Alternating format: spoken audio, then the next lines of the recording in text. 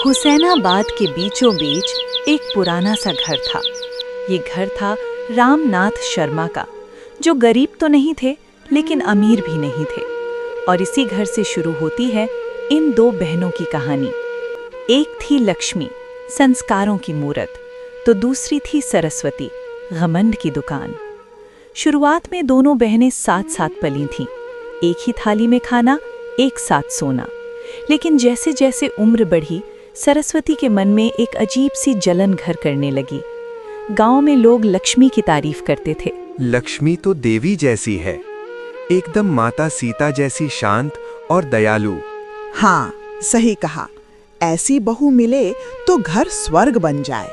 ये बातें गीता के कानों में जहर बनकर उतरने लगी थीं। मैं सुंदर हूँ, तेज हूँ, फिर सब लक्ष्मी की ही तारीफ क्यों करते हैं? उसके पास तो ना शक्ल है ना अकल, उसके बावजूद सब उसी को मक्खन लगाते फिरते हैं। लक्ष्मी को ये सब पता था, लेकिन वो चुप रहती, क्योंकि उसे लगता था सरस्वती मेरी छोटी बहन है, समय के साथ समझ जाएगी। एक दिन रामनाथ शर्मा ने दोनों को पास बुलाया। बेटा, अब तुम दोनों की शादी का समय आ गया है। लक्ष्मी ने सिर झुका लिया, जबकि सरस्वती की आंखों में चमक आ गई। पहले लक्ष्मी के लिए श्याम का रिश्ता आया। श्याम गरीब था और खेत में काम करता था, लेकिन दिल से साफ और नेक दिल था। सरस्वती ने जब ये सुना तो वो हंस पड़ी। वाह, बड़ी बहन को तो खेतीहर किसान मिल गया, अब तो जिंदगी मजे में कटेगी। वैसे भी इसे तो बंधुआ मजदूरी करना अच्छा लगता है।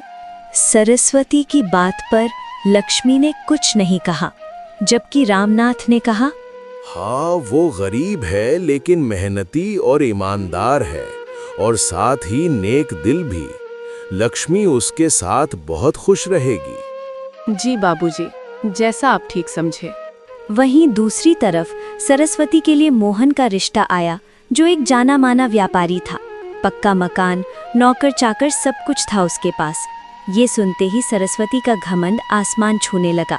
देखा बाबूजी, किस्मत भी समझती है कि कौन किस लायक है। रामनाथ ने सरस्वती को जवाब नहीं दिया, क्योंकि वो उसकी रग रग से वाकिफ थे। खैर, शादी तय हो गई और जल्द ही दोनों बहनों की शादी भी हो गई।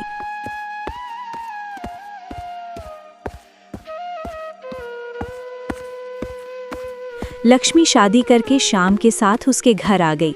श्याम का घर छोटा था, छप्पर की छत, एक टूटी सी रसोई और कुछ कुछ बोरियों में रखा अनाज। लक्ष्मी, मेरे पास ज़्यादा कुछ तो नहीं है, लेकिन कोशिश करूँगा कि तुम्हें कभी किसी चीज़ की कमी ना हो। मुझे कुछ नहीं चाहिए राम, बस आपका साथ काफ़ी है मेरे लिए। उधर जब सरस्वती अपने ससुराल पहुंची तो आलीशान घर और चमचमाती गाड़ियाँ। वाह, इतनी दौलत शोहरत सब मेरा। अब तो मेरे ऐश ही ऐश हैं। अब तो लक्ष्मी मुझसे नजर तक नहीं मिला पाएगी। इस तरह दौलत शोहरत के गुरूर ने सरस्वती का घमंड दुगना कर दिया था। ओए कमला, इधर आ, ये मेरा कमरा ठीक से साफ क्यों नहीं किया? लेकिन मैंने तो सुबह ही साफ किया था छोटी मालकिन। तो क्या मैं झूठ बोल रही हूँ? नौकर हो, नौकर बनकर रहो। जाओ जल्दी से यहाँ पोछा लगाओ, और हाँ, किसी नौकर को मेरे लिए नारियल पानी लाने को बोलो। जी छोटी मालकिन, मैं अभी कर देती हूँ। इसी तरह कुछ महीने गुजर गए और तीज का त्योहार आ गया और दोनों बहनें मायके पहुंची। लक्ष्मी ने साधारण साड़ी पहनी थी, तो सरस्वती ने रेशमी लहंगा पहना हुआ था। उसके हाथों में रंग बिरंगी चूड़ियाँ और एक बड़ा सा ब्रांडेड बैग लटका हुआ था। गांव की कुछ औरतें तीज का टोटका करने आई हुई थीं। तभी सरस्वती ने अपनी बहन का मजाक बनाते हुए कहा, और बताओ लक्ष्मी, कैसा चल रहा है सब? श्याम जी जो खाना भी देते हैं कि नहीं? मैं तो भूल ही गई, खुद खाने के लाले पड़े हुए हैं, तुझे कहाँ से खिलाएंगे? सरस्वती की कड़वी बातें सुनकर लक्ष्मी का दिल टूट गया, लेकिन अपनी बहन को नीचा दिखाकर सरस्वती को बड़ा मजा आया। दिन ढलने पर दोनों बहनें अपने अपने घर लौट गई। दिन गुजरने लगे। लक्ष्मी की जिंदगी आसान नहीं थी। सुबह सूरज निकलने से पहले उठना, चूल्हा जलाना, खाना बनाना, पति श्याम के साथ खेत जाना और दिन भर कड़ी मेहनत करना। शाम होते होते सीता थक कर चूर हो जाती थी, लेकिन उसने कभी शिकायत नहीं की। सुनो लक्ष्मी, क्या तुम मुझसे नाराज हो क्योंकि मैं तुम्हें वो आराम की जिंदगी नहीं दे पा रहा जिसके बारे में तुमने सोचा होगा? अरे नहीं नहीं, आप ऐसी बातें क्यों कर रहे हैं? आप जैसा इतना प्यार करने वाला पति मुझे मिला और मुझे क्या चाहिए? हम दोनों साथ हैं तो ये मुश्किल वक्त भी गुजर जाएगा। अच्छा चलो, आज का खाना मैं बनाता हूँ, तुम बैठकर आराम करो। अरे नहीं नहीं, मैं बना दूंगी। आप कैसे बनाएंगे? क्यों, मैं क्यों नहीं बना सकता? आज मैं अपनी प्यारी सी पत्नी को अपने हाथ से बनाकर खाना खिलाऊंगा। तुम बस बैठो और आराम करो। इस तरह श्याम ने चूल्हा जलाया, खाना बनाया और उसके बाद अपने हाथों से लक्ष्मी को खाना भी खिलाया।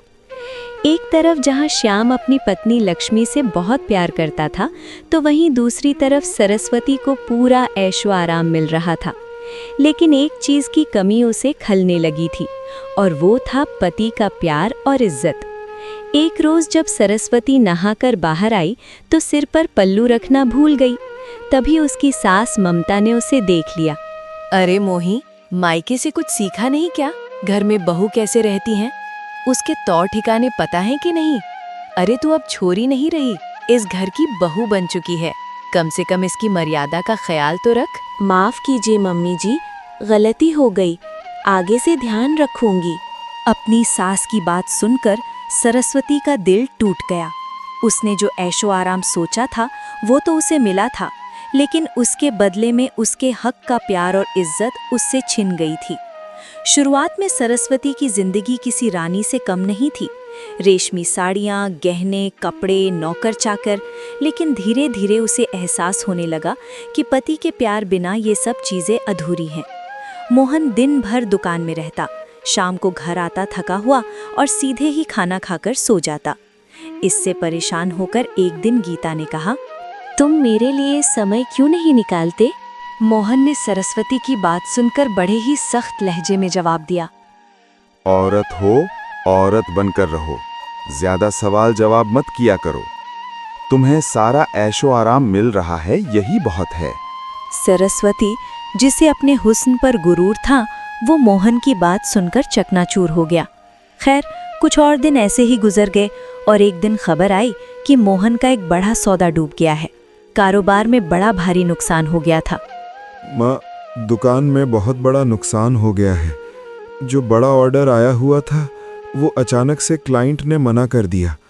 उस पर हमने कर्ज लेकर भारी इन्वेस्टमेंट कर दी थी। अब हम बुरी तरह कर्ज में डूब चुके हैं। बेटा, तू चिंता मत कर, जल्द ही सब ठीक हो जाएगा। बिजनेस में तो ऊंच नीच होती रहती है। ऐसे ही कुछ दिन गुजरे और मोहन की दुकान पर कर्ज बढ़ने लगा। लोगों ने उधार समय पर वापस नहीं किया। मोहन का बहुत पैसा फंस गया और सास ममता का लहजा भी सरस्वती के लिए बदल गया। बहू, अब साज श्रृंगार कम करो, हालात को समझो। इन गहने जेवरात को मुझे दे दो, जरूरत में काम आएंगे। इस तरह सरस्वती ने अपने सारे गहने जेवरात उतार कर अपनी सास को दे दिए। जो सरस्वती एक रानी की तरह रहती थी, इसके हालात अचानक से एक नौकरानी जैसे हो गए थे। उधर श्याम ने एक नया फैसला लिया। उसने कहा, लक्ष्मी, अब हम सिर्फ फसल पर नहीं जी सकते, हमें कुछ और भी करना होगा। लक्ष्मी ने भी श्याम की हिम्मत बढ़ाई। जी, जैसा आप सही समझें, मैं आपके हर फैसले में आपके साथ हूँ। तो फिर ठीक है लक्ष्मी, मैं शहर में एक छोटी सी दुकान किराए पर ले लेता हूँ। हम खेत में ताज़ा फल सब्जियाँ उगाकर वहाँ बेचा करेंगे। इससे हमें मंडी से 10 गुना मुनाफा होगा। बहुत अच्छा विचार है जी, मैं आपके साथ हूँ। हम बहुत मेहनत करेंगे। इस तरह दोनों ने मिलकर सब्जियां उगाना शुरू किया और श्याम उन्हें मंडी में बेचने की जगह शहर के बाजार में ले जाकर बेचने लगा। एक शाम जब श्याम सब्जियां बेचकर वापस घर आया, अरे सुनो लक्ष्मी, बाहर तो आओ जरा। श्याम की आवाज सुनकर लक्ष्मी घर से बाहर आई तो उसने देखा कि श्याम के हाथ में कुछ बैग लटके हुए थे। अजी, क्या हुआ? आप बहुत खुश लग रहे हो। अरे लक्ष्मी, खुशी की तो बात ही है। तुम्हें पता है आज मेरी 10,000 की सब्जियां बिक गईं। अगर ऐसे ही रहा तो जल्द ही हम अमीर हो जाएंगे। अजी, ये तो सच में बहुत खुशी की बात है। अगर रोज ऐसे ही कमाई होने लगी तो हम हर महीने 3 लाख तक कमा लेंगे। हाँ लक्ष्मी, ये सब तुम्हारी वजह से ही हो पाया है। अगर तुम मेरे साथ ना होती तो शायद ही ये कभी मुमकिन हो पाता। हाजी, ये भी कोई कहने की बात है। आपकी पत्नी हूँ और आपके हर फैसले में आपके साथ हूँ। अच्छा, ये सब छोड़िए, ये बताइए आपके हाथों में ये क्या है? पहले अंदर तो चलो, सब बताता हूँ। इस तरह दोनों घर के अंदर आ जाते हैं और श्याम वो बैग लक्ष्मी के हाथ में देते हुए कहता है, लक्ष्मी, ये मेरी तरफ से तुम्हारे लिए पहला उपहार है। जब लक्ष्मी ने बैग खोलकर देखा तो उसमें 2 सुंदर सुंदर साड़ियाँ रखी हुई थी। अजी, ये तो बहुत सुंदर साड़ियाँ हैं। क्या मेरे लिए हैं? नहीं, पड़ोस वाली के लिए है। ये सुनकर लक्ष्मी के चेहरे पर हल्का सा गुस्सा झलक आया। ठीक है, फिर उसे ही जाकर दे दो, मुझसे बात मत करो। मेरी फूलमती, मजाक कर रहा हूँ। ये सब तुम्हारे लिए है। हमारी नजरें आपके अलावा किसी को देख सकती हैं क्या? ये सुनकर लक्ष्मी मुस्कुरा देती है। इस तरह शाम की धीरे धीरे अच्छी कमाई होने लगी। लक्ष्मी ने पैसों का हिसाब रखना शुरू कर दिया। उसने एक एक रुपया बचाया। गरीबी अभी भी थी, लेकिन किसी चीज़ का डर नहीं था, क्योंकि अब उनकी कमाई उनकी दैनिक ज़रूरतों से काफ़ी ज़्यादा होने लगी थी। कुछ दिन बाद जब दोनों बहनों की माँ की बरसी थी तो दोनों बहनें अपने पिता के घर आईं। इस बार दोनों ने ही सादा सी साड़ियाँ पहनी हुई थीं। अरे बेटा, कैसी हो तुम दोनों? मैं एकदम ठीक हूँ बाबा, मुझे क्या होगा, लेकिन लक्ष्मी का पता नहीं। सारे दिन मजदूरी करके तो इसका बुरा हाल हो जाता होगा। नहीं नहीं छोटी बहन, ऐसी कोई बात नहीं है। श्याम ने नया बिजनेस शुरू किया है और भगवान की दया से सब बहुत अच्छा चल रहा है। जल्द ही हम नया घर भी लेने वाले हैं। ये सुनकर सरस्वती की जलन और भी बढ़ गई। खैर, कुछ ही दिन बाद मोहन की आर्थिक हालत और बिगड़ गई। घर के गहने जेवरात बिकने लगे, नौकर हटा दिए गए। सास का गुस्सा सरस्वती पर टूटने लगा। वो दिन रात सरस्वती को ताने मारने लगी। अरे कलमुही, तेरे मायके से कुछ मदद क्यों नहीं मांग लेती? अपने बाप से बोल कि अपने दामाद की थोड़ी मदद कर दे, ताकि तेरे पति की परेशानी थोड़ी कम हो जाए। लेकिन माँ जी, मेरे बाबा तो एक साधारण से किसान हैं। उनके पास कोई धन दौलत नहीं है, और जो थोड़े बहुत पैसे थे वो भी उन्होंने हमारी शादी में लगा दिए। वो कहाँ से हमारी मदद कर पाएंगे? हमने तुझसे मोहन की शादी करके ही बहुत बड़ी गलती कर दी। अगर किसी अच्छे खानदान में की होती तो आज कम से कम वो मोहन की मदद तो करते। ये सुनकर सरस्वती को बहुत बड़ा धक्का लगा। उसे महसूस हुआ कि जिस दौलत शोहरत को देखकर उसे घमंड हो रहा था, वो उसे सिर्फ एक कुत्ते की हैसियत से मिल रहा था। दोनों बहनों की जिंदगी एक नया मोड़ ले रही थी। एक तरफ जहां लक्ष्मी की जिंदगी खुशहाली की तरफ बढ़ रही थी, तो वहीं दूसरी तरफ सरस्वती की जिंदगी धीरे धीरे तबाही की ओर बढ़ती जा रही थी। एक रात जोरों से बारिश हो रही थी। सरस्वती रसोई के एक कोने में बैठी थी। रो रो कर आंखें सूजी हुई थीं। पीछे से सास की आवाज उसके कानों में गूंज रही थी। अरे करमजली, तू डूब क्यों नहीं मरती? मेरे बेटे का सुकून खा गई तू। हमारे घर को बर्बाद करके रख दिया तूने। ना मायके से पैसा लाई, ना किस्मत लाई। कुलक्षणी है तू, कुलटा। ये सब सुनकर भी मोहन चुप था। उसकी चुप्पी सरस्वती के लिए सबसे बड़ा तमाचा थी। सरस्वती को लगा जैसे कि उसका पूरा अस्तित्व ही मिट्टी में मिल रहा हो। अगली सुबह मोहन की दुकान पूरी तरह बंद हो गई। कर्जदार दरवाजे पर खड़े थे। घर पर भी बिकने की नौबत आ गई थी। सास ने बेरुखी आवाज में कहा, तू अपने मायके चली जा कुलटा। यहाँ अब तेरा कोई काम नहीं है। हमारे पास तुझे पड़े पड़े खिलाने के पैसे नहीं हैं। सरस्वती का घमंड पूरी तरह टूट चुका था। वो बिना कुछ बोले एक छोटी सी गठरी लेकर रोते हुए मायके की तरफ निकल पड़ी। जब सरस्वती अपने मायके पहुंची तो रामनाथ शर्मा उसे देखकर चौंक गए। बेटा सरस्वती, क्या हुआ?